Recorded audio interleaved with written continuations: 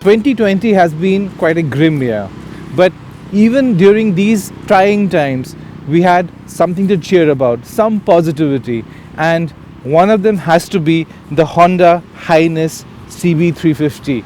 Now, it's quite a surprising 2020. The year ended with a slew of retro bikes. Now, in this segment, most of the manufacturers are planning to take out naked bikes or compact sports bikes, but you have to hand it to Honda. They have taken the other way. They've gone and introduced a retro bike. Now we all know that in this segment that Royal Enfield is the undisputed king. So we tip our hat to Honda for taking a chance, making a gutsy move. Now the Highness CB350, or we would just like to call it as CB350, is available in two variants, the DLX and the DLX Pro, the one we have with us. Now the DLX Pro comes with dual tone paint, dual horns with chrome finishing, and it also comes with Bluetooth enabled features, which we will get into the details. But for now, let's find out if the customers will actually go for this retro bike from Honda. We have the DLX Pro, and we'll get into the details and tell you what it's all about. So now the million-dollar question is, how is the new 350cc engine? So let's find out. Oh wait, but let's first find out the exhaust note, because that is extremely important for this retro segment.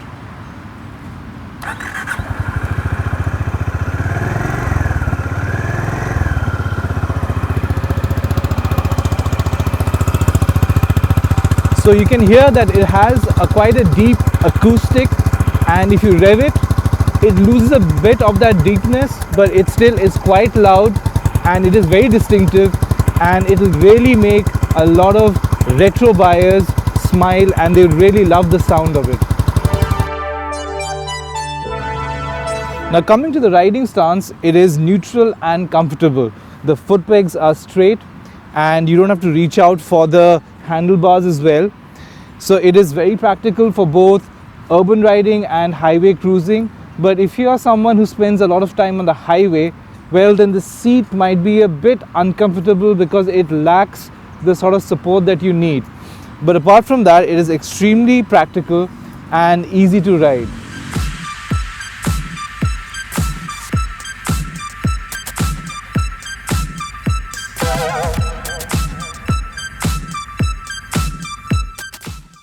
So the exhaust note is certainly very impressive. But what about the engine? Well, we are happy to say that the heart of this motorcycle is as what you expect from a Honda. It is extremely refined, it is really smooth, and it churns out 20.7 bhp, which doesn't really sound very overwhelming, but it also has 30 Nm of torque, and it kicks in at around as low as 3000 RPM, which is very impressive. And the torque output is actually class leading in the segment. So what this promises is that it has more than enough pulling power. Now the CB350 would have been a lot more fun to ride at low speeds, but the problem here is the high gear ratio. Now if you're going at around, let's say, 10 or 15 kilometers and you encounter a speed breaker, there is a very good chance that you will be forced to downshift to first gear. It just doesn't have that pace that you would like, and it's the same with the other gears as well. So you kind of have to keep revving it high, and that's not a bad thing because it gets a counterbalancer, so it's smooth. There's absolutely no vibrations. As a matter of fact, on third gear you can pull it and go as high as 100 kilometers per hour, and there's hardly any vibrations at all. So all in all, you got to keep in mind that it is more of a street bike than a low, lazy, revving retro bike. So it still is a very practical bike, and it does offer enough punch and also some fun as well.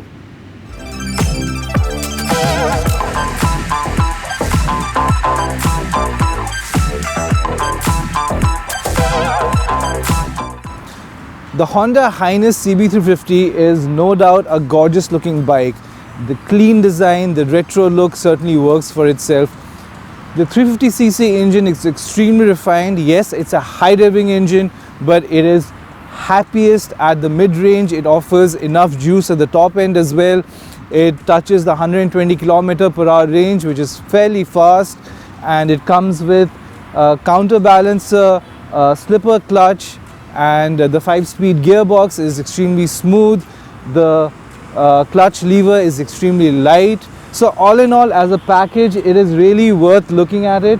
And it also comes with a lot of modern features like a dual channel ABS, and comes with traction control, which can be switched off. Now a lot of people might say that why would a bike like this need a traction control, but you have to keep in mind that it's a safety feature, and it is always better to keep it on, especially on dusty roads, gravel roads, or even wet conditions. Also, when it comes to handling and ride quality, it is extremely comfortable handling. It's not a slouch. It can take on corners at a very comfortable pace. And also when it comes to the ride quality, it is thankfully not like the usual retro bikes which are soft like a sofa. No, this is more like a street bike. It easily gobbles up ditches, and it also offers a very comfortable ride quality.